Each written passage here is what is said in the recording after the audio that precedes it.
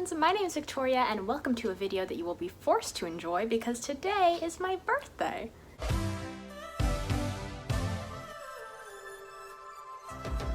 Okay, so depending on when you see this, it might not actually be my birthday. My birthday's May 15th, but it's around that time, so we're gonna celebrate by doing my favorite thing, talking about something I like for an unnecessarily long amount of time.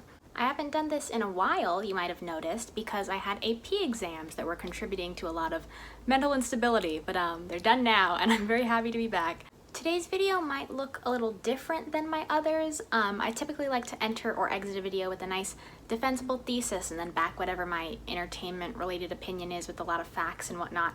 But today I kind of just want to talk about the cast of the DuckTales reboot. I think they're one of the most perfect groups on television, and none of it feels like stunt casting either because everyone's so genuinely good at their job, and I don't know. It's my birthday, and I think that if I want to talk about actors I like for a few minutes, I should be allowed to. If you know a lot about the cast already, this probably isn't going to be that interesting to you, but I'm doing this because I don't know where else to talk about it. But obviously if it's something that you're into, you can join me and we can start. Okay, so if you weren't aware, Disney's wonderful DuckTales series relaunched in 2017 on Disney XD and only ended very recently.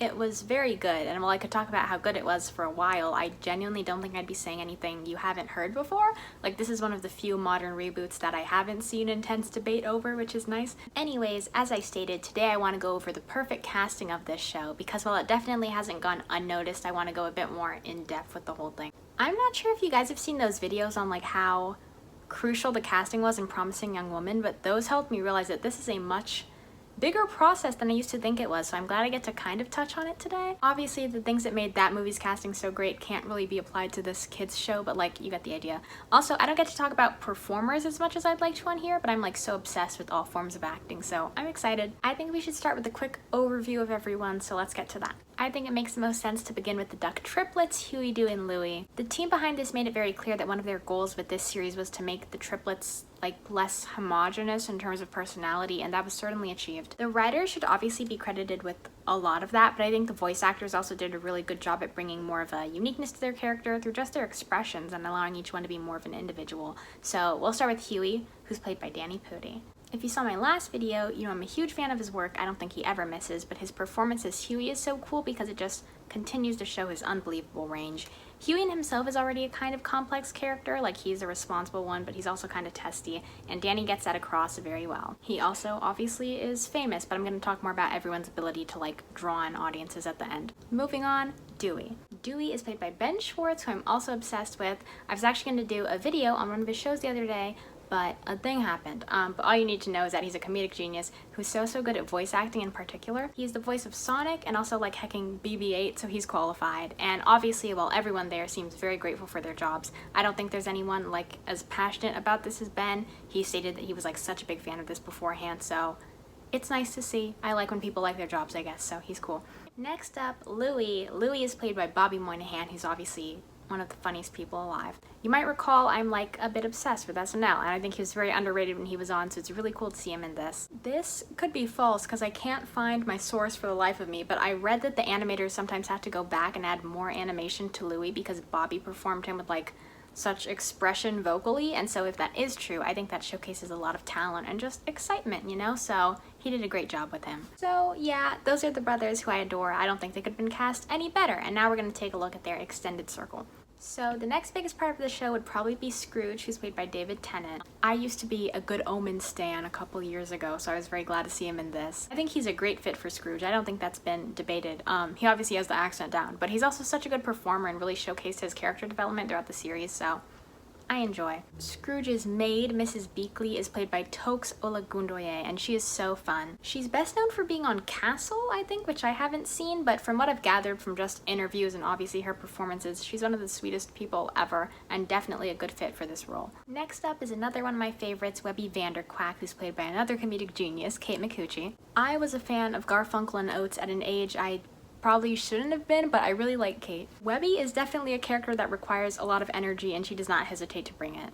Okay, next is Launchpad, who's played by Beck Bennett. He's also on SNL, and I love him so much. Obviously, every character is meant to be funny to a certain extent, but Launchpad is definitely supposed to be like the dimwit who you're laughing at continuously, I guess, and Beck is very good at that. Okay, so last up, at least in terms of this group, is Della Duck, who's played by Paget Brewster, who I have a lot to say about, a lot to talk. I want to talk about her a lot. First of all, I'm like in love with her. Paget, I mean. She's been on a lot of great shows, but she's probably best known for Criminal Minds, which she's wonderful on. I'm gonna do a whole video on Criminal Minds one day, but I have to finish it first, and that's like a longer story and event. But all you need to know is that Paget is incredible and so good for this role and all roles at all times. Della is a really, really interesting character who could not be played by anyone else, I don't think. And there's one episode that's like just her that she absolutely kills. So yeah. I have one more group to get through really quickly and then I'll shut up. Well, no, that's not true. I'm like the only person who talks here, but I meant like I'll move on from this section. Okay.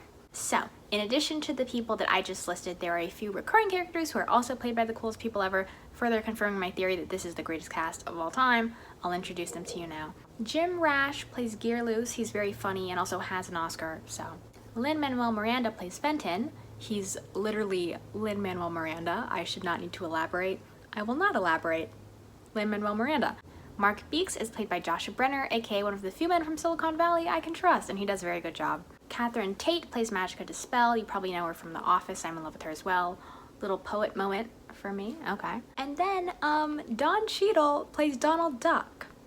It's for like 2 episodes, but Don Cheadle is on the show as Donald. What?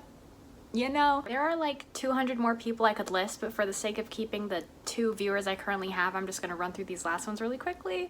Jamila Jamil, Allison Janney, Jaleel White, Retta, Adam Pally, Tara Strong. There's more than that, but you get the idea. You cannot tell me you do not understand the significance of this group anymore, and if you do, I'm not listening. We're done with the overview. That was the main part of this video, but I do have a bit more to discuss. Alright, so before I go over the appeal of these actors, aside from like the obvious, I did want to briefly talk about a few of the connections within this cast, because the overlap in here is so cute and from my understanding was not intentional. I could not get through this without talking about Community to start. Obviously Danny Pudi was on it, arguably stole it, alongside Jim Rash and Paget Brewster. Also, Chris Diamantopoulos was in one episode, so that counts. Additionally, Ben Schwartz was on Parks and Rec with Retta, hosted a weird episode of The Late Late Show with Adam Pally, and then was on House of Lies with Don Cheadle. Beck and Bobby were both on SNL, of course. And then lastly, for some reason, like half of this cast starred in Flora and Ulysses. And I'm really stressed out because I know for a fact it was on purpose, like this could not be a coincidence, but I don't know how or why it took place. I don't know if it was in a contract or if someone got hired first and then asked if their friends could have a job, but I will get to the bottom of it one day. I'm like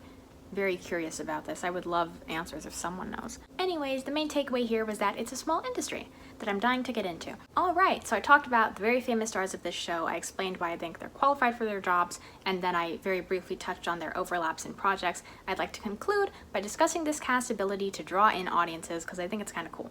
John Mulaney has a very funny bit in the Sack Lunch Bunch special that addresses the sort of odd choices made in children's animated films because they typically hire very big names that their target audience of 5-year-olds is probably oblivious to, and it seems to be more for the parents' sake. So I think that DuckTales is cool because it kind of supports and modifies this argument, so I'll try to explain that. Okay, so the general vibe and presentation of DuckTales makes it very obvious that it's a kid's thing, but I'm going to guess that they didn't have too much trouble getting young people to watch their show about ducks. However, in a world where most modern reboots and spin-offs are met with skepticism from their pre-existing audience, I'm going to assume that a goal of this group was to maintain viewership from the biggest fans of DuckTales in like the 80s and 90s. Now, if that was the case, then this cast was a really good part of that plan. While more teens like myself have gotten into things like Parks and Rec, Doctor Who, SNL, Community, I'm just listing stuff the main cast is known for, the target audience of those shows is typically older people. And by older people, I mean like the people who watched the original DuckTales. And while I'm sure the greatness of the show is what got its viewers to stick with it, I'm almost certain that the cast had a large role in bringing a lot of its viewers to it. I actually know this for a few reasons. One, I've seen a lot of people confirm it on Twitter, YouTube, etc. And 2, the cast was the main reason I started this show. I know I'm not like the target audience. I wasn't alive for the first one, but you know.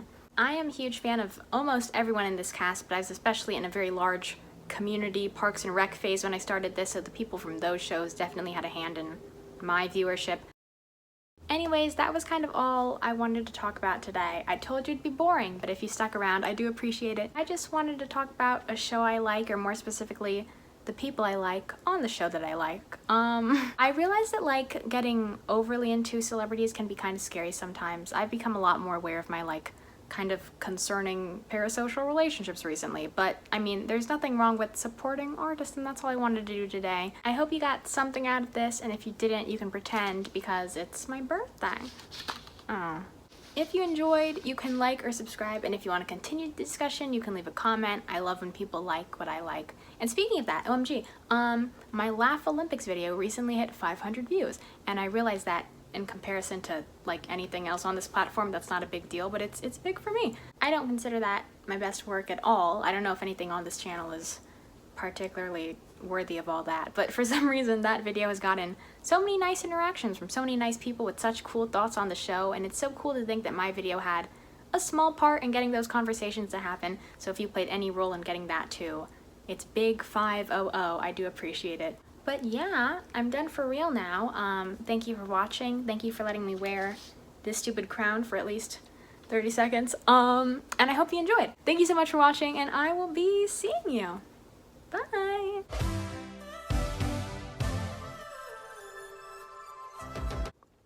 Way too close to the camera. You can see everything wrong with my face. Is that not really cool? Okay.